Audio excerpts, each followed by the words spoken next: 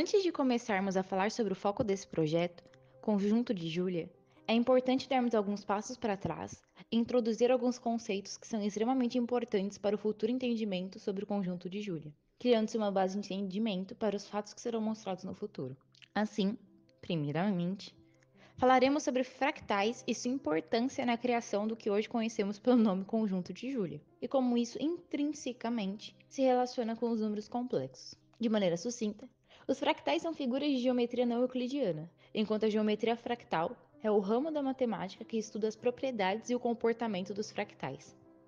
Sua importância vem da capacidade em descrever muitas situações que não podem ser explicadas facilmente pela geometria clássica, e pode ser aplicada em várias áreas, como na arte gerada por computador, sendo o foco desse projeto.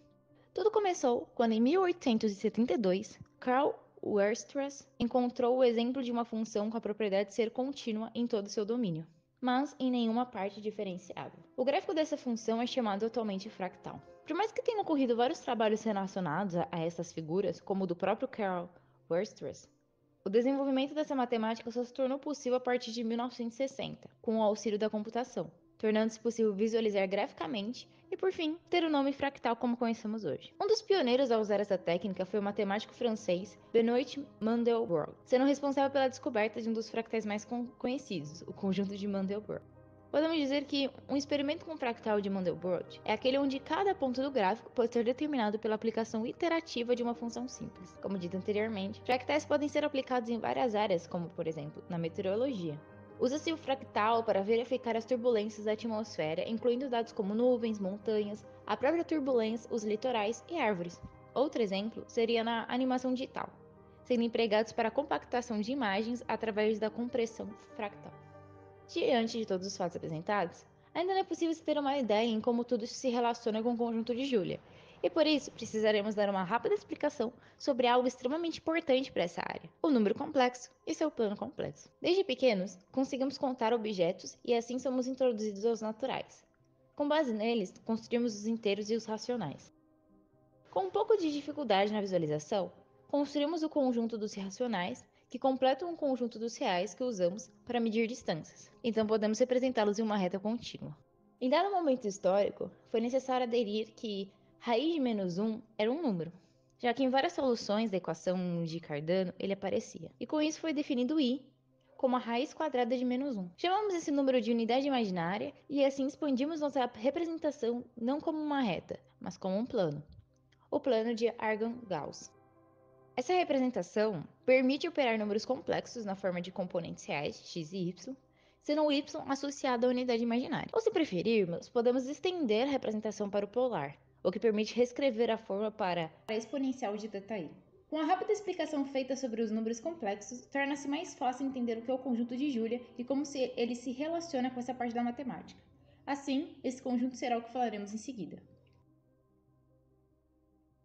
O conjunto de Julia leva esse nome em homenagem ao matemático argelino Gaston Julia, que desvendou várias propriedades desse conjunto em seu trabalho Memória na Iteração de Funções Racionais. Antes de iniciar a definição do conjunto de Julia, falaremos sobre órbitas. A órbita de uma função é uma lista de pontos dados por uma função e um ponto inicial.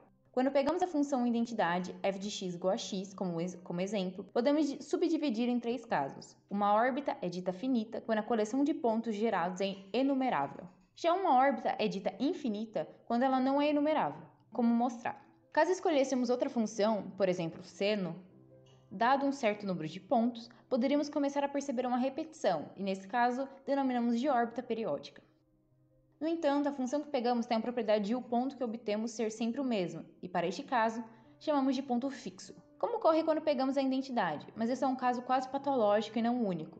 Existem outros como a função quadrática para o ponto zero, entre outros.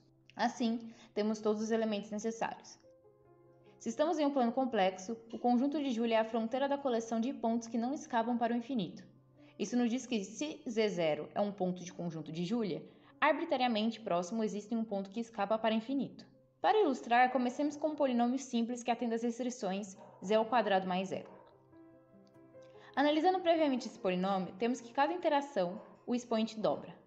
Então, em n iterações de Julia, obteremos z elevado a 2n. Quando observamos pela sua forma polar, que é módulo de z elevado a 2n vezes exponencial de 2n π e θ, temos que quando o raio de Z é igual a 1, os pontos tendem a permanecer na circunferência de raio 1. Quando são menores do que 1, eles ficam cada vez menores. Então é de se esperar que o conjunto de Julia para esse caso seja uma curva de módulo de Z igual a 1. Como temos uma sequência que mostra uma tendência, comumente aproximamos a curva com uma órbita finita de 50 iterações.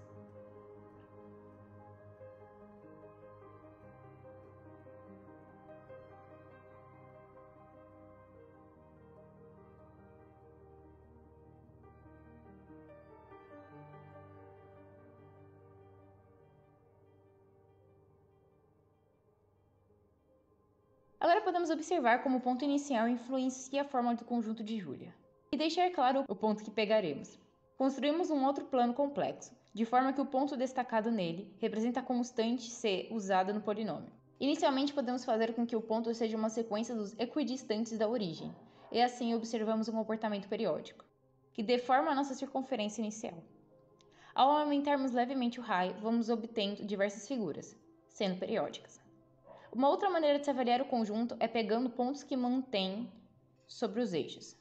Momentos antes, informamos que o conjunto de Julia ganhou reconhecimento quando foi relacionado com um certo conjunto de Mandelbrot. Para explicitar a relação, vamos construir o conjunto de Mandelbrot no plano que pegamos a constante C e realizamos os mesmos passos. Avaliamos uma circunferência pequena, agora vamos avaliar uma circunferência próxima à fronteira do conjunto de Mandelbrot. Podemos sempre escolher pontos do conjunto de Mandelbrot e perceber mesmo que visualmente a sua semelhança com o conjunto de Julia.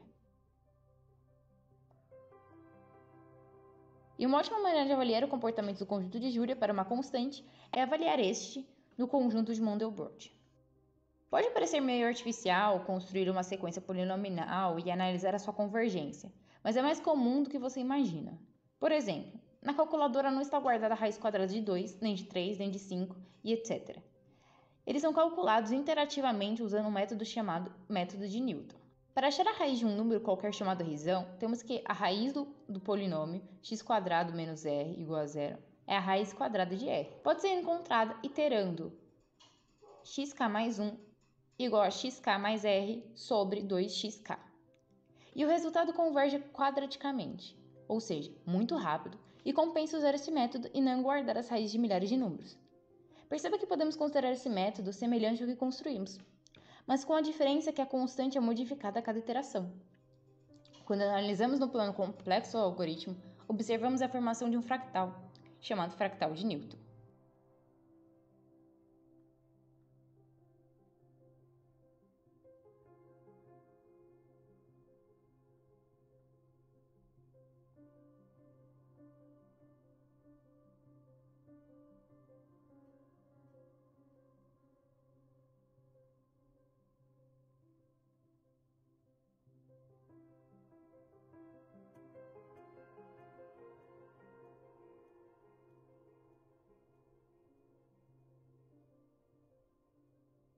Por fim, acabamos não falando de tudo que era possível e incrível. Por exemplo, um teorema que garante que quando uma órbita atinge o valor 2 e a órbita for infinita, consequentemente ela diverge. Ou de como podemos explorar os esquemas de cores para mostrar convergência de métodos. Mas esperamos que esse breve vídeo tenha feito vocês gostarem um pouco mais dos complexos e fractais.